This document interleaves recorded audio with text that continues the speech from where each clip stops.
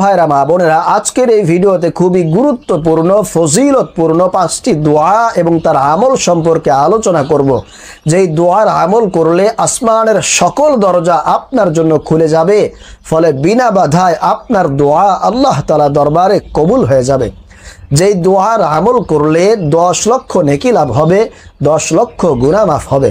যেই দোয়ার আমল করলে সকল দুশ্চিন্তা পেরেশানি থেকে আল্লাহ তাআলা আপনাকে মুক্ত রাখবেন। যেই দোয়ার আমল করলে বড় বড় 70টি বিপদ থেকে আল্লাহ তাআলা আপনাকে মুক্তি দিবেন। মনের নেক আশা আকাঙ্ক্ষাগুলো আল্লাহ তাআলা পূরণ করে দিবেন। এছাড়া আরও অনেক ফজিলত এবং উপকার হাসিল করতে পারবেন এই দোয়াগুলোর মাধ্যমে। সুতরাং আমি আশা করি আপনারা যারা আমলকে ভালোবাসেন, যারা অল্প সময়ে অধিক সওয়াব অর্জন করতে চান, তারা আজকের এই ভিডিওটি না টেনে সম্পূর্ণ দেখবেন। এখন চলুন আমরা সেই শ্রেষ্ঠ এবং গুরুত্বপূর্ণ মূল্যবান দোয়াগুলো সম্পর্কে জেনে নেই। 1 নম্বর, যেই দোয়াটির আমল করলে আসমানের সকল দরজা আপনার জন্য খুলে যাবে, ফলে বিনা বাধায় আপনার দোয়া আল্লাহ তাআলা দরবারে কবুল হবে।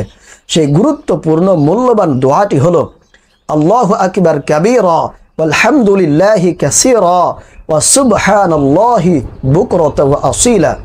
এর ফজিলত প্রসঙ্গে হাদিসে এসেছে, হযরত আব্দুল্লাহ ইবনে ওমর রাদিয়াল্লাহু তাআলা আনহু বলেন, একদিন আমরা রাসূলুল্লাহ সাল্লাল্লাহু আলাইহি ওয়াসাল্লামের সঙ্গে নামাজ পড়ছিলাম। সেই মুহূর্তে হঠাৎ করে একজন লোক বলে উঠল, আল্লাহু আকবার কাবীরা ওয়ালহামদুলিল্লাহি কাসীরা ওয়া সুবহানাল্লাহি বুকরাতাও ওয়া আসীলা। রাসূলুল্লাহ সাল্লাল্লাহু আলাইহি ওয়াসাল্লাম নামাজ শেষ করে জিজ্ঞেস করলেন যে এই বাক্যগুলো, এই কথাগুলো কে বলেছে? তখন লোকটি দাঁড়িয়ে বলল, ইয়া রাসূলুল্লাহ, আমি এই কথাগুলো বলেছিলাম। রাসূল করিম সাল্লাল্লাহু আলাইহি ওয়াসাল্লাম তখন বললেন যে এই বাক্যগুলো, এই কথাগুলো আমাকে আশান্বিত করেছে এবং এই বাক্যগুলোর কারণে আসমানের সকল দরজা তার জন্য খুলে গিয়েছে। সুবহানাল্লাহ। হযরত আব্দুল্লাহ ইবনে ওমর রাদিয়াল্লাহু তাআলা আনহু বলেন, রাসূলের কণ্ঠে এই কথাগুলো শোনার পরে আমি আর কোনোদিন এই বাক্যগুলো পাঠ করতে ছাড়ি নাই। সুবহানাল্লাহ। এজন্য প্রিয় ভাইরা মা বোনেরা, যদি আপনাদের দোয়া কবুল করাইতে চান, তাহলে অবশ্যই এই দোয়াটি বেশি বেশি পাঠ করবেন। 2 নম্বরে, যেই দোয়ার আমল করলে সকল দুশ্চিন্তা পেরেশানি থেকে আল্লাহ তাআলা আপনাকে মুক্ত রাখবেন, সেই গুরুত্বপূর্ণ দোয়াটি হলো হাসবি আল্লাহু লা ইলাহা ইল্লাহু আলাইহি তাওয়াক্কালতু ওয়া হুয়া রাব্বুল আরশিল আযীম। এর ফজিলত প্রসঙ্গে হাদিসে এসেছে, রাসূলুল্লাহ সাল্লাল্লাহু আলাইহি ওয়াসাল্লাম বলেন, যেই ব্যক্তি প্রতিদিন সকাল সন্ধ্যায় এই দোয়াটি 7 বার করে পাঠ করবে, আল্লাহ তাআলা তাকে যাবতীয় সকল দুশ্চিন্তা পেরেশানি থেকে মুক্ত রাখবেন। দুনিয়ার দুশ্চিন্তা এবং আখেরাতের দুশ্চিন্তা, দুনিয়া এবং আখেরাতের সকল দুশ্চিন্তা পেরেশানি থেকে আল্লাহ তাআলা ওই ব্যক্তিকে মুক্ত রাখবেন। সুবহানাল্লাহ। 3 নম্বরে, যে আমল করলে অনবরত অসংখ্য পরিমাণের সওয়াব লাভ হবে। দীর্ঘ সময় ধরে করা আমলের চাইতে এর সওয়াব অনেক বেশি হয়। সেই গুরুত্বপূর্ণ দোয়াটি হলো সুবহানাল্লাহি ওয়া বিহামদিহি আদাদা খালকিহি ওয়া রিদা নাফসিহি ওয়া জিনাতা আরশিহি ওয়া মিদাদা কালিমাতিহি। এর ফজিলত প্রসঙ্গে হাদিসে এসেছে, হযরত জুওয়ারিয়া রাদিয়াল্লাহু তাআলা আনহু থেকে বর্ণিত, তিনি বলেন, একদিন রাসূলুল্লাহ সাল্লাল্লাহু আলাইহি ওয়াসাল্লাম আমার ঘর থেকে ফজরের সময় বেরিয়ে গেলেন। তখন আমি জায়নামাজে বসে দোয়া এবং ওজিফা পাঠ করতেছিলাম।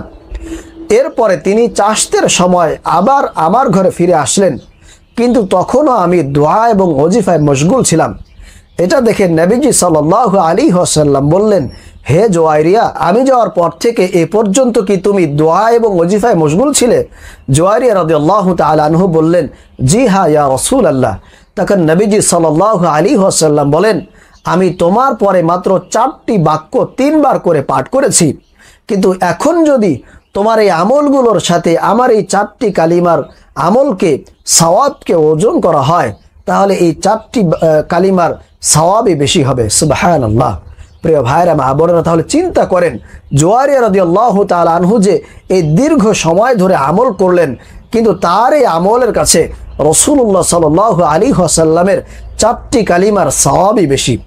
এজন্য প্রিয় ভাইরা মা বোনেরা, যারা আমলকে ভালোবাসেন, যারা অল্প সময় অধিক পরিমাণের সওয়াব অর্জন করতে চান, তারা এই গুরুত্বপূর্ণ ফজিলতপূর্ণ দোয়াটি পাঠ করবেন।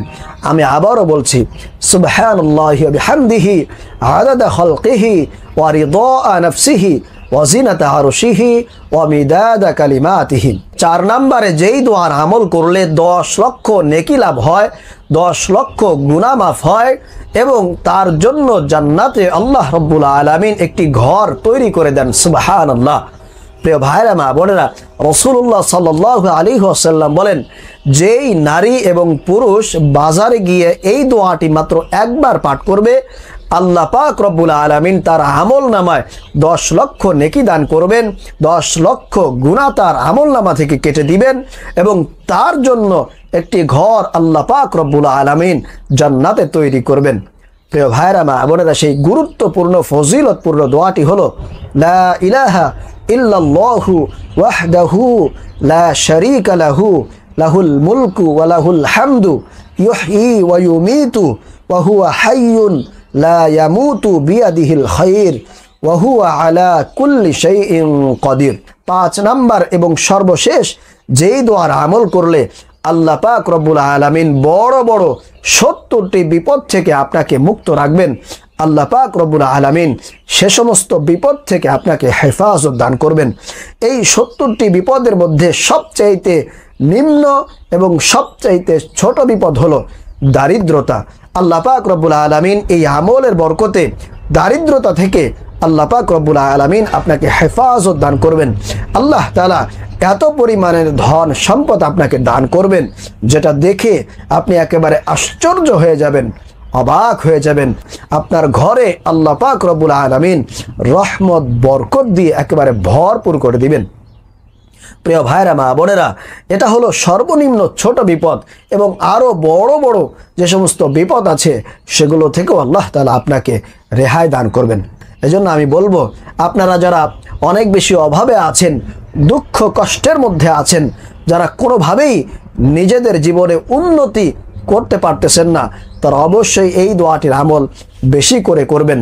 যারা ঋণগ্রস্ত হয়ে পড়েছেন তারাও এই আমলটি বেশি করে করবেন ইনশাআল্লাহ। আল্লাহ তাআলা বেশি দিন যাবে না, অল্প দিনের মধ্যেই আপনার জীবনে ভরপুর বারাকাত দান করবেন।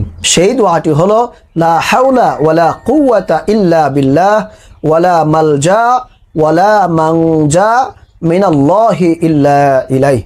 আমি আবারও বলছি, লা হাওলা ওয়ালা কুওয়াতা ইল্লা বিল্লাহ ওয়ালা মালজা ওয়ালা মানজা মিনাল্লাহি ইল্লা ইলাইহি। প্রিয় ভাইরা মা বোনেরা, এই 5টি দোয়া, এই 5টি আমল আপনারা যখনই সময় পাবেন অবশ্যই করবেন। আল্লাহ তাআলা আমাদের প্রত্যেকটা মা বোনদেরকে, প্রিয় ভাইদেরকে এই আমলগুলো করার তৌফিক দান করুন। আমিন।